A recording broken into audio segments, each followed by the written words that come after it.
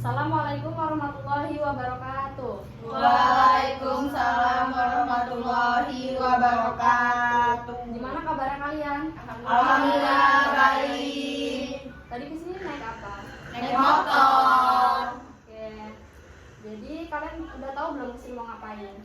Belum. Udah. Mau ngapain? Mau konseling. Sebelumnya kalian tahu belum konseling itu apa? Belum. Jadi konseling itu merupakan pembinaan bantuan yang dilakukan oleh ahli, yaitu konselor itu sendiri. Kalian tahu nggak konselornya itu siapa? Tahu. Jadi saya di sini sebagai konselornya dan kalian sebagai konselingnya.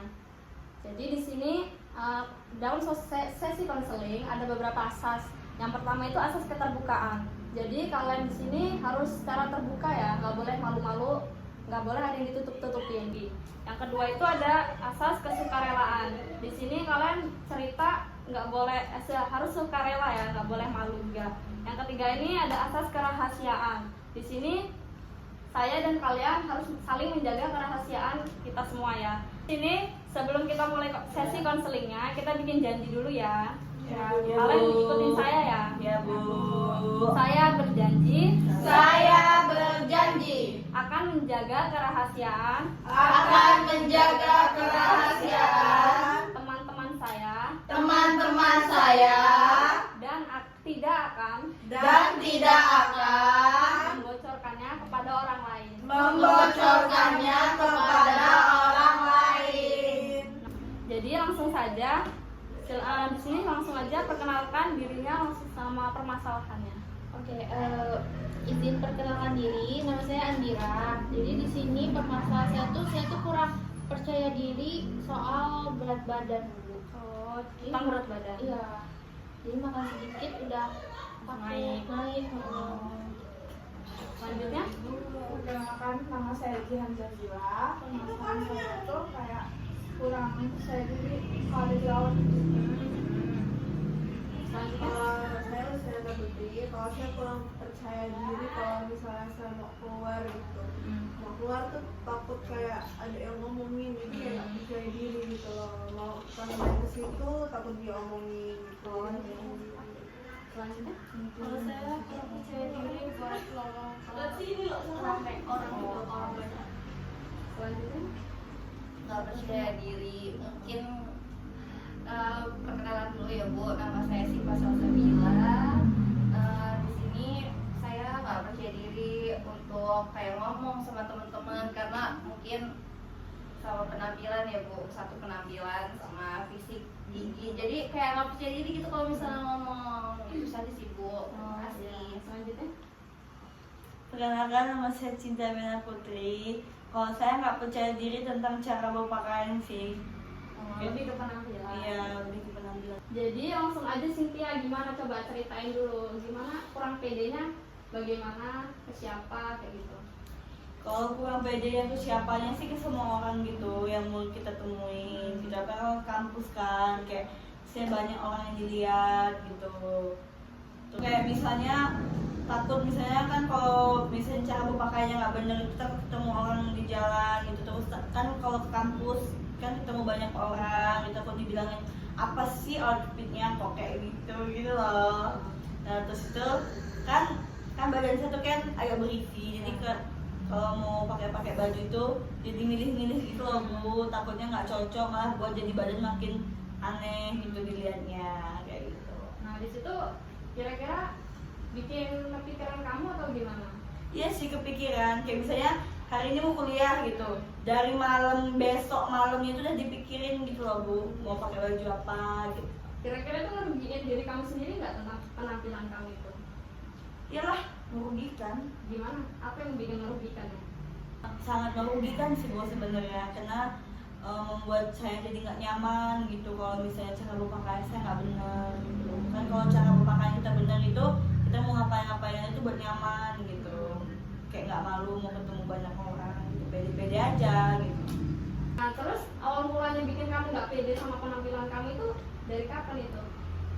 Udah lama sih, pernah dengar dari kayak pernah dengar orang ngomongin tentang cara berpakaian saya, terus posisinya di situ ada saya gitu loh, mereka lagi ngomongin cara berpakaian saya. Nah dari situ saya langsung berpikir gitu loh Bu, mau mengubah cara berpakaian saya. Selanjutnya, seberapa penting sih omongan orang itu dengan penampilan kamu? Penting dong, omongan orang itu kan menjadi motivasi untuk kita. Jadi semenjak itu kamu langsung berubah penampilan. Ya langsung berpikir gimana sih caranya biar orang itu kayak nggak ngomongin saya lagi gitu, biar orang itu nggak terlalu memperhatikan saya lagi gitu. Jadi gitu Bu. Nah terus saya tuh mau minta saran Ibu kayak mana caranya biar saya tuh kedepannya itu nggak terlalu memikirkan hal itu lagi gitu, kayak ya udah biasa aja gitu, senyamannya saya aja cara berpakaiannya gitu. Nah, jadi sebenarnya Cynthia juga sudah bagus ya, apa sih bisa sadar atas yang bikin permasalahan itu terjadi kan ya. Jadi bisa menyelesaikan masalahnya sendiri, udah bisa merubahnya juga kan. Jadi lebih ke Cynthia ini harus kayak mengenali dan berterima kasih sebenarnya sama diri Cynthia sendiri. Nah itu juga karena harus tahu juga kan kelemahan sama kelebihan dari diri kita sendiri juga. Nah yang kedua itu atasin dulu pikiran negatif Cynthia tentang orang lain itu. Nah juga tangkap dan ganti pikiran negatif itu dengan yang positif. Misalnya jika ada yang berpikiran tentang kayak, ih kok bajunya kayak gitu sih, terus ya udah kan itu senyaman kita juga kan, nah, kayak gitu. Nah terus kemudian tetapkan juga tujuan realistisnya juga. Nah di sini Cynthia itu dapat mencapai dan langkah demi langkah capailah tujuan tersebut. Meraih tujuan kecil akan membantu membangun kepercayaan diri Cynthia sendiri. Nah terus kemudian itu jaga penampilan diri, itu penting banget kan.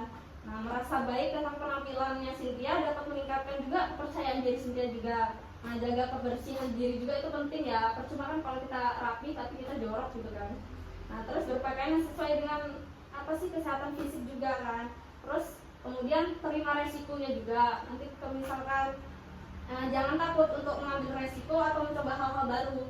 Nah dengan mungkin pakaian Cynthia yang mau mencoba hal-hal baru gitu kan, meskipun Cynthia juga mungkin mengalami kegagalan gitu kan dalam bagian dari proses belajar dan tumbuh. Nah terus carilah dukungan. Nah kamu tuh harus bergaul dengan orang-orang yang positif juga dan mendukung, dapat memberikan dorongan yang dapat Cynthia butuhkan untuk mengatasi ketidakpercayaan diri itu. Nah mungkin dari situ Cynthia bisa menyimpulkan atau bisa berpikirkan ke depannya seperti apa. Ya biar kedepannya itu tetap harus percaya diri, lebih percaya diri lagi dengan apa yang kita pakai atau apa yang kita pilih gitu, kayak tidak terlalu mendengarkan lagi omongan orang lain, karena kan itu yang itu kan kita kan harus berpakaian yang membuat kita nyaman juga kan gitu. Jadinya terus kedepannya juga nggak akan tidak akan mengambil hati atas omongan orang tersebut gitu. Kalau misalnya kita dengerin omongan orang itu lagi gitu, kayak ya udah lakuin apa yang membuat saya nyaman aja. Nah, ya, jadi kesimpulannya itu ya, lakukan apapun yang membuat kamu tuh nyaman. Jadi nggak perlu ngomong apa sih dengan kata-kata orang lain. Nah mungkin di sini sama halnya dengan kalian ya, sama. Nah jadi apakah kalian sudah puas? Hari ini?